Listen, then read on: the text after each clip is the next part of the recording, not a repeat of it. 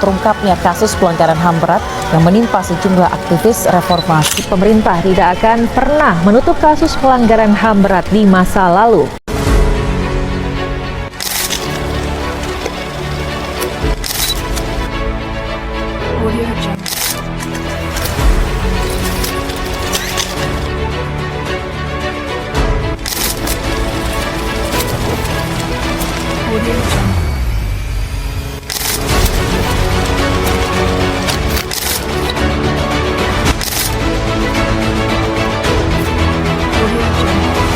Assalamualaikum warahmatullahi wabarakatuh.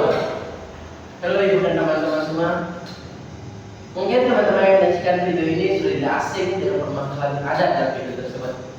Di sini kami berjumpa. Saya Muhammad Ikhwan, Saya Muhammad Sejabila. Saya Muhammad Fadil Syadi. Saya Muhammad Iman Perdana Saputra. saya Muhammad Hidayat akan membuat video edukasi pembelajaran lebih mendalam tentang pentingnya hak asasi manusia. Selamat menyaksikan.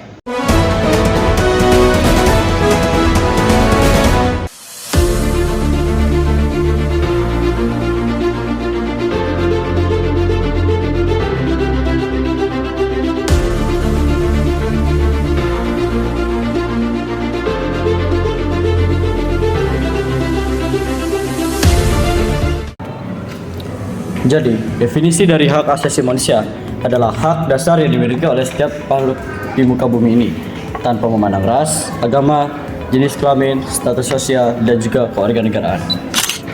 Dan juga, konsep dasar HAM adalah konsep dasar untuk hidup, kebebasan berpendapat, mendapatkan perlakuan yang adil, serta memiliki pandangan yang setara dalam hadapan hukum.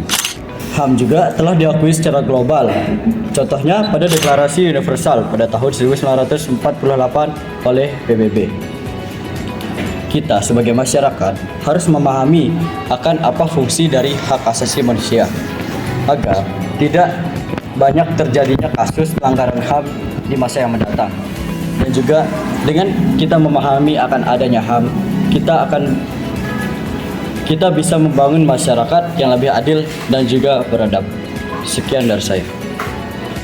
Oke, baik teman-teman. Setelah kita mempelajari apa itu definisi dari HAM, tentunya yang tidak kalah penting adalah kita harus mempelajari tentang apa itu ciri-ciri dari HAM. Nah, teman-teman, HAM memiliki 3 ciri-ciri pokok penting. Nah, yang pertama, universal. Nah, universal ini teman-teman berlaku untuk seluruh makhluk hidup, baik itu perbedaannya mulai dari perbedaan suku, bangsa, agama, ras, atau bahkan status sosial. Nah, yang kedua adalah bersikap hakiki. Nah, hakiki ini teman-teman, nah jika teman-teman lahir di dunia ini, HAM itu sudah pasti ada dan mengikuti teman-teman. Dan HAM ini tidak dapat dibagi, tidak dapat dicabut, dan tidak dapat dihilangkan. Nah, yang terakhir bersifat tidak dapat dibagi. Nah, artinya semua kita ini teman-teman memiliki kedudukan yang sama di mata HAM, dan kita ini memiliki hak. Nah, adapun hak-haknya seperti hak untuk berpendapat, hak untuk berpolitik, hak atas status kita teman-teman. Nah, itulah. Terima kasih. Setelah ciri-ciri, HAM memiliki beberapa jenis. Ada 5 jenisnya. 1. Hak asasi pribadi. Jenis hak ini mencakup tentang kebebasan pribadi, termasuk kebebasan berekspresi, berpendapat, maupun beragama. Kedua, hak asasi politik. Jenis hak ini berkaitan dengan partisipasinya individu pada bidang politik ataupun pemerintahan. 3. Hak asasi ekonomi. Jenis hak ini berkaitan dengan kebutuhan ekonomi terhadap individu, seperti pentingnya kita untuk mendapatkan pekerjaan yang layak dan kita itu harus punya properti gitu. Dan yang keempat, hak asasi hukum. Jenis hak ini seperti kita sebagai individu untuk mendapatkan perlakuan sama di depan hukum. Dan yang terakhir, hak asasi sosial dan budaya.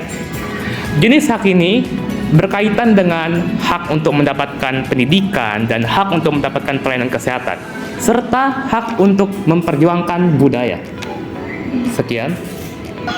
Setelah teman-teman mengerti apa itu definisi HAM, ciri-ciri HAM, dan jenis-jenis HAM, saya di sini akan menjelaskan apa sih tujuan hak asasi manusia. Tujuan hak asasi manusia adalah untuk melindungi hak-hak fundamental setiap individu agar dapat hidup dengan martabat, keadilan, dan kebebasan yang setara tanpa diskriminasi.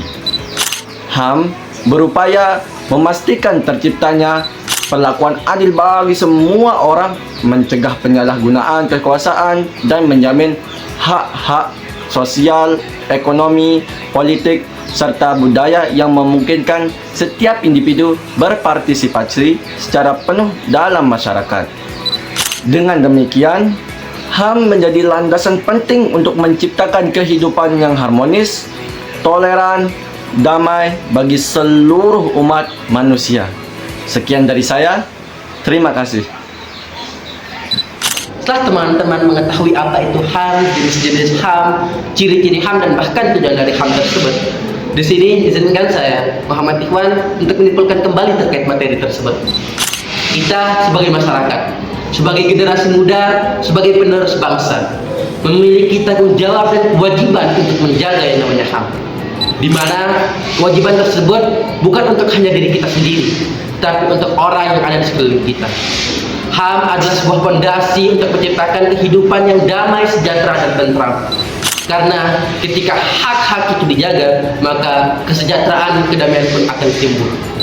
Oleh karena itu, teman-teman, mari kita menjadi generasi muda, menjadi agen perubahan yang membawa nilai-nilai hak asasi manusia tersebut dalam kehidupan sehari-hari kita. Mari kita menjadi manusia yang benar-benar menjalankan apa itu yang namanya HAM. Dan mari kita menjadi manusia yang bermanusia. Kapan terakhir kali kamu dapat tertidur tenang? Sekian dari kami. Sekian dari kami. Sekian dari kami. Sekian dari kami.